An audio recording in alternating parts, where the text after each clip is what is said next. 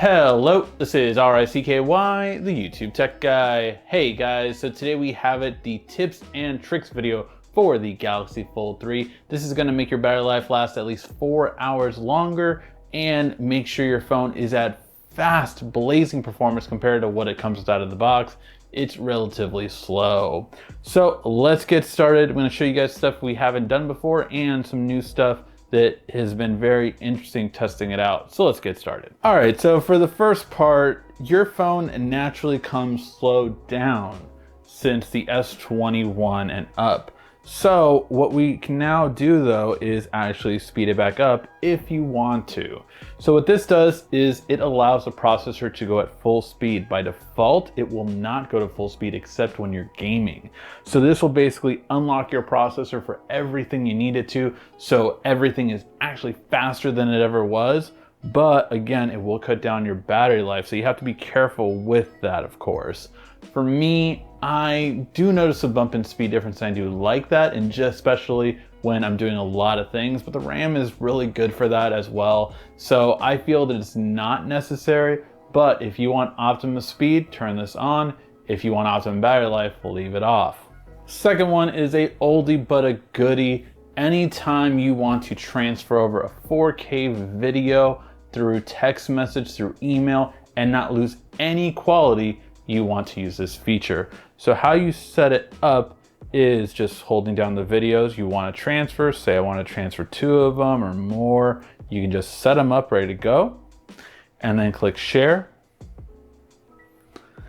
And then you will have something up here called link sharing. Now, very important to note, you can only use link sharing if you indeed have a Samsung account.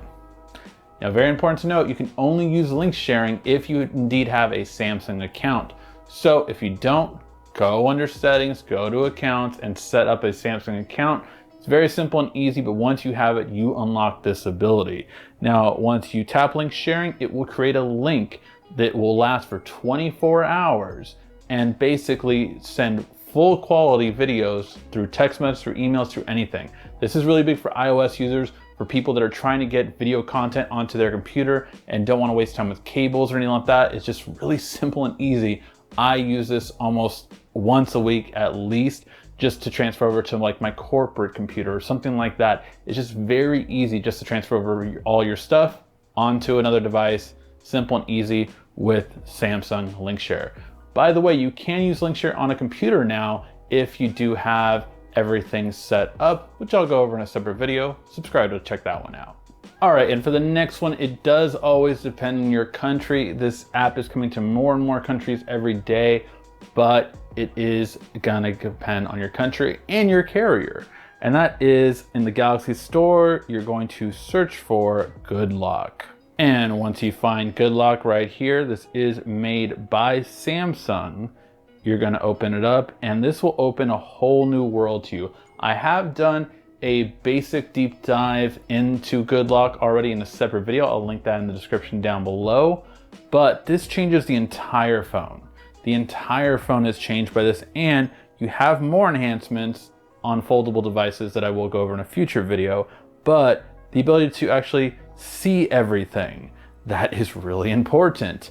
The ability to basically have any app on split screen, the ability to actually make your home screen make more sense and fit more where you need to. These are things that are on Good Lock that you can't have anywhere else. And I love it because I can swipe from here and automatically go to my most recent app, very simple and easily. I can hold down one area and then go to Google Assistant, and I can go back by swiping this way. So many things to unlock with this phone, all through Good Lock, and trust me, you want it. Real quick, if you do have an app that's built in that you do want to get rid of, by all means get rid of it. You can either hold it down and either uninstall it or typically disable it. The only ones you can't do it are with necessary apps, such as camera, such as text message, such as phone. But this is really actually important for carrier phones. Carriers put so much bloatware and garbage on your phone. Get rid of all of it, just hold it down. You'll be having disabled or uninstall on there Very simple and easy to do, and something you definitely want to have. And then one last thing you can't forget, if you want to make your home screen move really quickly, you're definitely going to want to take off this section. This section is either Google Discover or Samsung Free. Samsung Free gives you free TV shows depending on your country, and Google just gives you lots of stuff that it thinks you might like. I personally don't find them useful, so I like to turn it off, and then I can circle through all my screens very easily. All right, and now we're gonna go through the settings portion. We're gonna go through each and every one of these so you get the idea of what to do and how to set this up. So first and foremost, in Wi-Fi, you're gonna wanna hit these little 3 dots, go to advanced, and set this thing up right away. So the first thing I would turn on is detect suspicious networks. This is always good, especially if you're onto a network that you don't know or a public network. This is just something good that's gonna help you out. It's not as good as a VPN, but again, just something quick to have.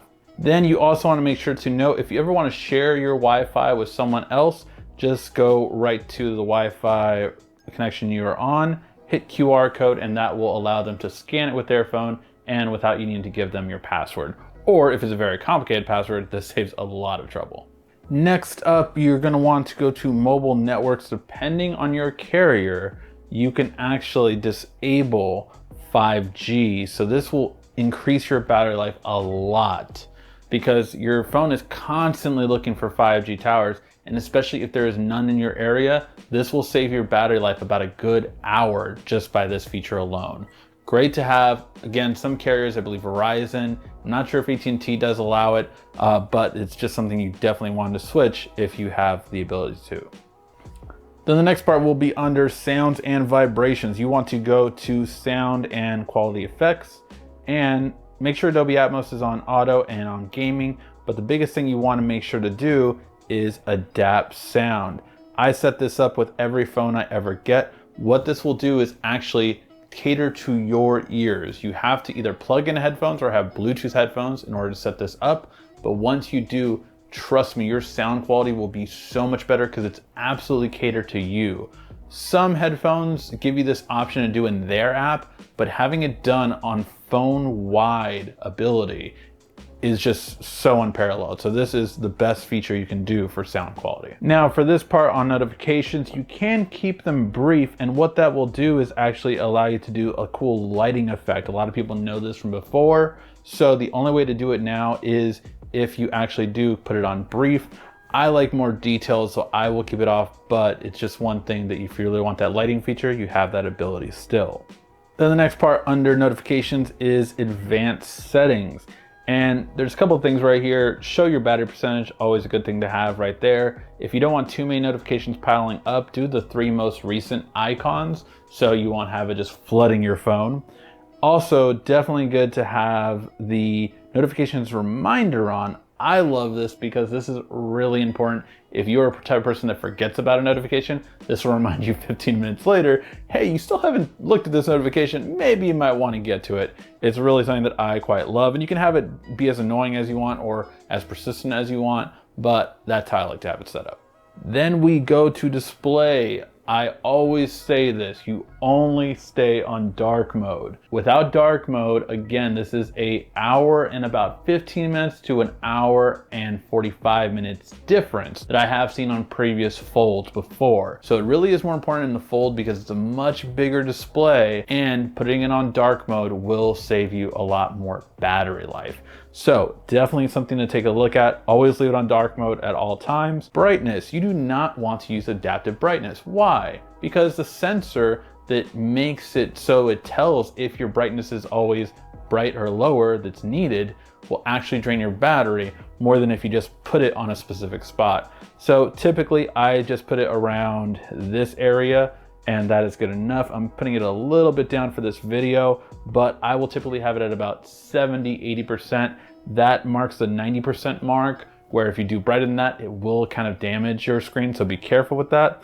but that is definitely what you want to do. Smoothness. If you go adaptive, your phone will look buttery smooth. It's gonna look really great. However, that costs you about another half-hour difference. So make sure you decide what you want in that aspect. This will make it look faster and appear faster and move faster. This one will give you half an hour more battery life. Again, it all adds up. You decide what you want to do. Eye comfort shield, basically when you're going to bed, you want it to be turned on every day, all day. Just simple and easy. Set it up and your eyes will thank you. I do like to, though, turn the color temperature a bit lower than what it is out of the box. So I'll turn it a bit like this, just so it's not too much yellow, but decide how you want to set it up, and that will definitely help your eyes out. Modes. Look, you can always go to natural if you want more basic. If you want to be basic, hey, go natural. If you want to be a Samsung phone owner, you go vivid, because you want the brightest, boldest, most saturated colors that just make everyone say, wow. And that's what I do. Now, a very important thing on this phone is going to be your screen layout and zoom. So by default, this is how you have it. It is a multi-view, so it splits up these two sections, makes it really just get more work done and more productivity, but it is zoomed in rather close for me myself. I actually like it swiped down. Right now, there is only all the way up or all the way down. I don't know why Samsung hasn't found a middle button or scalable setting, but as of right now, that is all you can do. I like this just because it even gets more in the screen, and I like that a lot. Again, I just like to be able to see everything as I need it. So I will put it here, but again, you can trade it and set it exactly how you want. Okay, so for those of you who've been wondering, this section right here is called Edge Panels, and I absolutely love them for the apps. I don't really do anything else, but I do have it for the apps. So I pinned mine so it's always there. But basically with Edge Panels, you can kind of bring up whichever ones you want. Samsung makes lots of them, third parties make more.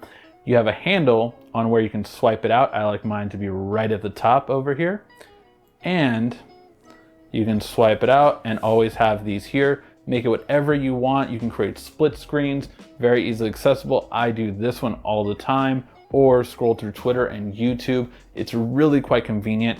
So much so that if you hit these three dots, you can actually pin it, and then it is always there, kind of like a computer. I love this new feature, so definitely recommend it for anyone that loves to do multitasking and get to the apps they always need to right away. Navigation bar. So this is different for everyone. I'm gonna show you how I like to have it set up, but definitely do it how you want. So first off and foremost, I do switch to gestures, swipe gestures to be more specific, not the silly Android gestures like this one. But what you can do with this one is have back, home, and recent, just like you did before with your buttons, but now it gives you more screen real estate, so you can just go right between them as such. You also can make sure to have the ability to switch your buttons. For instance, most of my family still goes with the old school Samsung way, which is recent, back, and home in the middle. I like back, home, and recent, just the way I like it, but do it how you want. And I like to show the button to hide the keyboard as always when you need to. And you can do gesture hints. It'll bring up these little spaces at the bottom if you do have those right here, and right here. But I like to turn that off just so I get a little bit more screen real estate space back. All right, and then this is a big one for the fold. You can actually continue apps from one to another. So I really like this feature. I will probably turn it on most of mine, which unfortunately it just doesn't allow you to on most, but it's a really great way to kind of, if you're on one, you'll go to the next one. It's just a simple thing. I don't know why every app isn't on here. And Samsung, if you can, please make it so every app that is able to turn on with just one switch at the top here, instead of me having to go through each and every one to be able to do it. I don't understand why this wouldn't be the default, or at least an option to be the default. All right, and this is really big, these next three. Accidental presses, this is so that it won't go off in your pocket or purse by accidentally touching the screen. Touch sensitivity. I will show you guys a video with the first bendable glass screen protector for this phone. So if you have that or any screen protector like the one that comes pre-installed on this phone on there, then now you know you can actually get a better one, which I will show you how to do, and then turn that on. So again, you are able to touch it and all your gestures are done. This is really important with the pen too. It moves a lot better once touch sensitivity is moved up. If you have some old cables, put this on so you know if your phone is really needing a newer cable or charger, because a lot of old ones will not charge it properly and will charge it slow. Under wallpaper, you should know that if you want to have an amazing, cool wallpaper, you can actually go into the gallery and set any video you have to be your wallpaper. Like this one I love to have of my son, just messing around and looking at me. It just brings me joy every day, and it's so how you have amazing wallpapers, like the one that we have on YouTube Tech Guy, where I had the old fire one that everyone loved. Definitely one to check out for sure on youtubetechguy.com for that instance. All right, so when it comes to home screen, you can do a couple of things that are important. First thing is, when you first get this device, which I would have loved to do right in the beginning, is move everything over. So if you put something on the cover or the opening, it will be on both home screens. This is really important to do in the beginning, not like I did after I customized everything myself. So it's just something to put on right away in the beginning. Then you want to set these up, although if you do have good lock, make sure to check out the video on that, because of course Home Up does a much better job, and you can't actually do this on all the default ones without Home Up. Then lock your home screen layout. This is so important if you're a person that randomly has this one app icon on a fourth or third page that you never had before. That means you need to lock your home screen. This way you won't accidentally move it, you won't accidentally nudge it to somewhere else, it's all there. If you want to hide some apps that you don't want anyone to know about, you might want to just click that there and do what you do. Then we have, of course, swipe down for notification panel. This just means in your home screen, you will be able to swipe down and easily see your notifications right away. Then we go to lock screen, and there's a couple important things in here. On smart lock, you want to put this in and basically set this up so when you're home, maybe you don't need your password. When you're driving, connected to your Bluetooth in your car, definitely don't want a password or have to do that in any shape or form. When you are maybe connected to your watch and you don't need to worry about someone looking at your stuff because your phone is with you, then you cannot have a lock screen. These are all scenarios that you can add to it. I would say the car is the most important one, but wherever you feel safe, you can actually set it so you do not leave the lock screen always.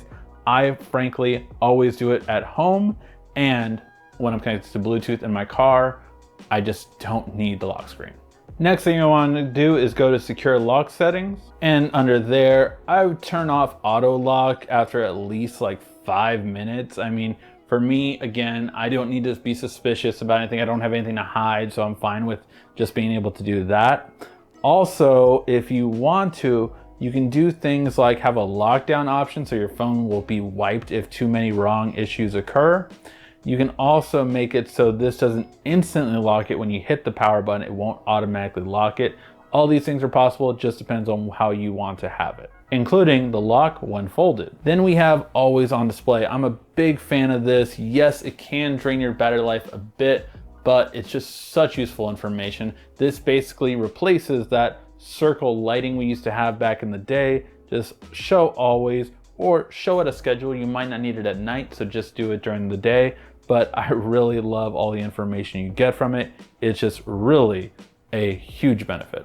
Then we go to Biometric and Securities. So you do have options here to do also face recognition, although that is not as secure as fingerprints. Fingerprints are the most secure along with the password and PIN. The next thing you're gonna want to do is go to the Google Play system update, because this isn't always updated when you update your regular system settings.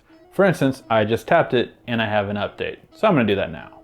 And now you can see it is updated to August 1st, which is nice to be more updated than I think it was May.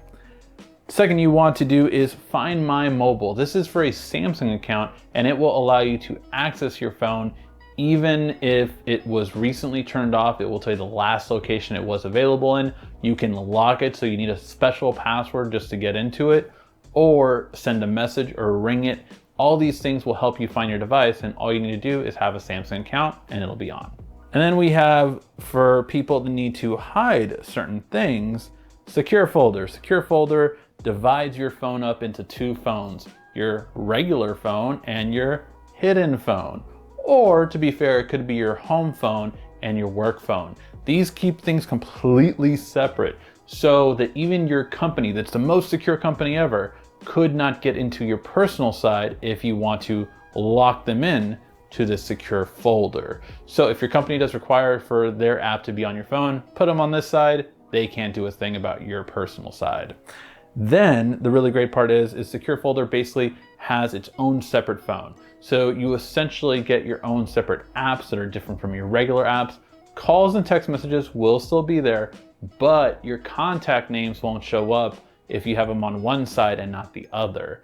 So do with that what you will, but it's very secure. Of course, you can also put specific photos and videos in there. Then if you want to share specific photos and videos, you can do it with other Samsung users through private share. These are little hidden ones that you can time out. You can do all this kind of stuff, basically kind of like a Snapchat style with private share. It's really good. It's definitely something that if you want to share those kind of things, you can right here and no one else can see it. It's encrypted and it will make sure that no one else can see it. And if you want, you can actually revoke their ability to see the one you sent. And then one other thing, in other security settings, if you do want to use Google's version and do not want to have a Samsung account or trust Google more, which I quite frankly do, Find My Device will allow you to erase, do everything I said before if it's an admin app. So if it's a device admin app, this gives it priority to supersede over everything. Even if someone tries to get rid of the phone or anything like that, this will actually, again, allow it to be locked down. They can't do anything about it. Even if they completely wipe the phone, it will then still need the password. So great to have. Then under locations, if you want to help improve your battery life, turn off Bluetooth scanning. This basically more pinpoints your location. So it's better if you're trying to find someone in a mall or something like that per se. But other than that, it does drain your battery life. Even when you turn Bluetooth on, it's never turned on because this is still on. So if you want to help save battery life, do this. For things like kids, I would definitely leave it on just so you can always pinpoint where they exactly are. All right, under accounts and backup, I always recommend definitely backing up your data on either Samsung Cloud or Google Drive. Or if you're like me and you're paranoid, you might back them up on both, just so if you do ever lose everything on your phone, you don't lose everything on your phone. This can back up everything from text messages to how your home screen layout is, to everything that could be important to you. So I definitely recommend doing it. Except for photos and videos, I go over Google Photos in a separate video for that, but Google Photos is pretty much the best way to back up all your photos, and it's probably the best cost-effective storage and definitely the best organizer to find any photos. But that's how I would back up. Okay, then we go to advanced features. Now this is obviously a very, very in-depth one, so I'm gonna try to go through as quick as possible, but it's definitely some things you should know here. First of all, call and text message through another device. This is really great if you happen to have a Samsung tablet. You can actually answer phone calls and text message on that other device, which I love to set up and we'll do later. Then you have the ability, if you do use Samsung Notes or Samsung Internet, you can actually continue on one device to another. Always good to have. Really great for Samsung Internet users. One of the best features it has, quite frankly, besides the ad blockers. Then I recommend Link to Windows. I always have my phone on a wireless charger. Why? Because I don't need to pick my phone up to use it. I link to Windows. So when I'm at my desk, I have it there. Very simple and easy to do, and definitely recommend doing it. It is so great. You can answer your text messages. You can answer your phone calls, everything you need to right then and there on your computer. So you don't have to do it and pick up your phone. You can even launch an app. You can transfer photos and videos. It really is something that everyone should turn on if you have a Windows device. Dex, it is what it is. I'm not too fond of it, but if you want it to turn on, you do have that ability. Android Auto is really great, definitely like it.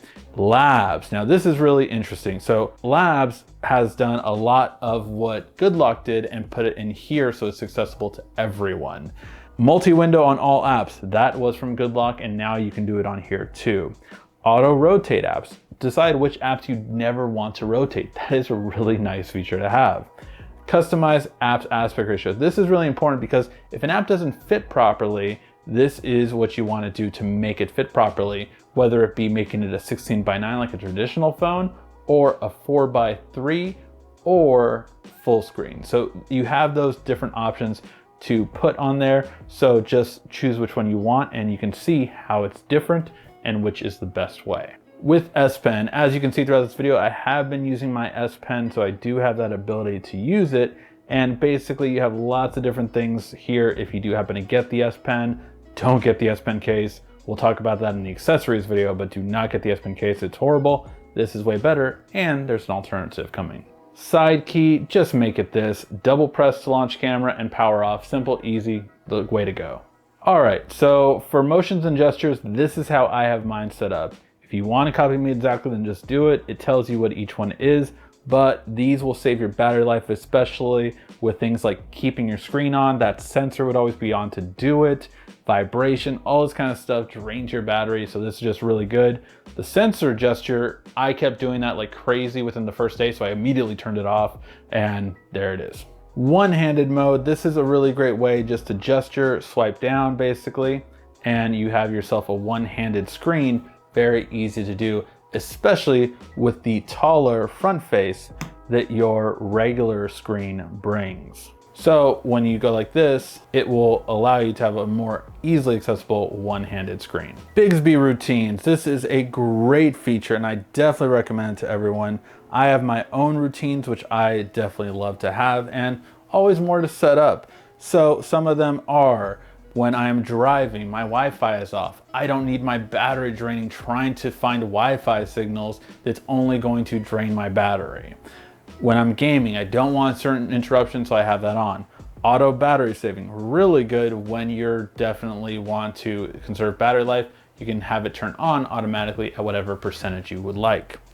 On the go, again, Wi-Fi off. I don't need Wi-Fi on when I'm on the go. It's only gonna drain my battery life. At my mom's house and my house, that I want Wi-Fi on. So as soon as I get in proximity to there, Wi-Fi automatically turns on, simple and easy. Same with work. These are really great things to do so that, again, Wi-Fi isn't always draining your battery. This will help you out at least half an hour to an hour, depending on how much you travel.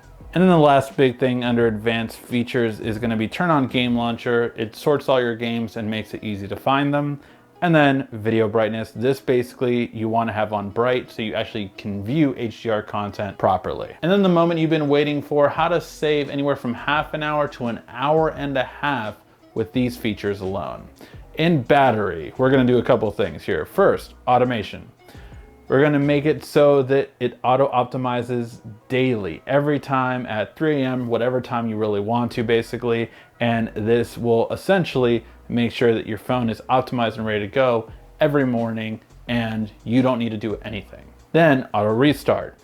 I do it 2 days a week, Sunday and Thursday, 3 a.m. again, just so that again, your phone is as fast as can possibly be. This helps it out. If you don't start your phone every week, it's probably slower than it should be. Adaptive power saving. I'm gonna do some power saving tests so I wouldn't have this, but if battery life is really a concern of yours, this will help out for sure. It definitely makes it so your battery life is optimized, but it can make certain things not always work.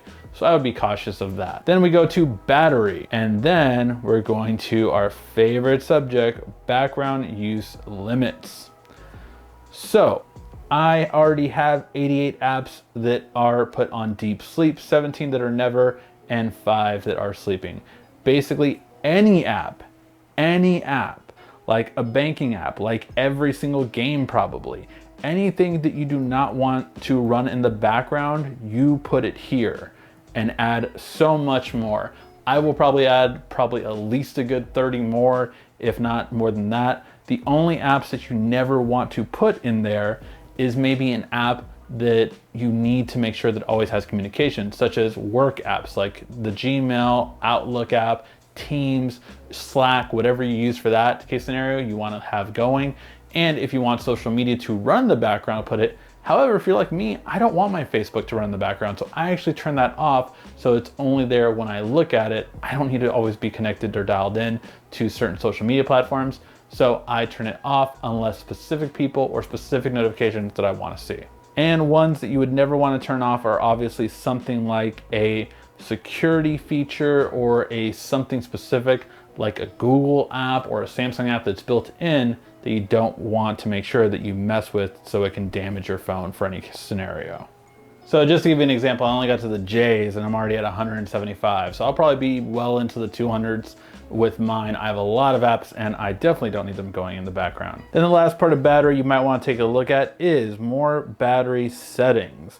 So make sure your fast charging and fast wireless charging is on, but you also can protect your battery, limiting the charge to 85%. Basically, where you want to be cautious is if you're always charging to 90 to 100%, that definitely can shorten your battery's lifespan. So you kind of want it to drain. I always try to have it drain at least to around 50%, then I'll start charging it from there. Ideally, I should go all the way to 20%, but I'm a little paranoid about things like that. So it's what I can do, but if you want to have it set to only go 85, you can. I just don't know anyone that would actually do that and be okay with it. And then we go to apps. So as you can see, some of them are already set to manually disabled because again, I do not want them running in the background when I don't need them to. However, some people have pointed out that certain apps are kind of getting around this scenario and still going on. So another way to kind of really limit it if you want to is make it so an app actually cannot use mobile data in the background. So disabling this part if you want to as well will make it so that it will not be able to even use data in the background. That no app can get around. So if an app like Facebook or anything like that is still running in the background and you want to stop it, boom, that will be a great battery life helper. And this again ensures that you get the top-notch battery life, giving you another hour and a half when it's all said and done. All right, and then we're wrapping up. So we will go to the oldie but goodie, unlock developer options so you can get a faster phone. So we're gonna go to About Phone, and then from here, you're gonna go to Software Info, and then you're going to hit Build Number repeatedly. And then you will have unlocked developer options. In developer options, we're going to go to the drawing category, and that's right here. And here you're going to change these three to go animation scale 0.5.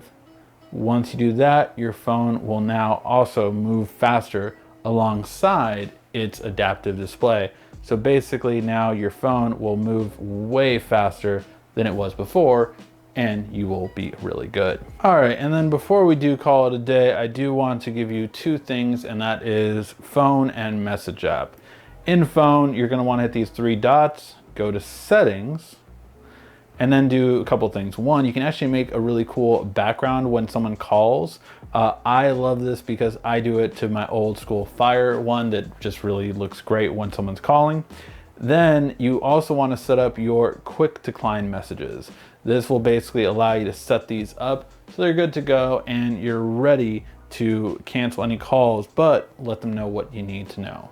And then finally in text messages, hit the three dots and go to message settings. And then you can actually take a look at chat settings. And basically you want to be able to kind of indicate when someone is typing and when they receive your message, kind of like iMessages. This is a way to do it for Android. You have to set this up, but if you don't want to use Android messages, which works by default, and you want to use Samsung's messages, you're going to want to download one thing to do it. And that is Carrier Services. Install this and you're good to go. It'll all work perfectly no matter which carrier you have. On some carriers, it does not work by default, so you want to turn that on to make sure that it does. And there you have it, guys. Those are the tips and tricks that are going to make your phone so much better. Please give me a like, thumbs up if you did like this video. It was so much content to go through, but I wanted to make sure you have the absolute best experience with your phone. Thank you as always for watching. This has been RICKY, the YouTube Tech Guy. Thank you so much again for watching. Make sure to subscribe, like, and comment down below. Also, follow us on social media at YouTube Tech Guy, and check out some more great tech videos on your screen right now.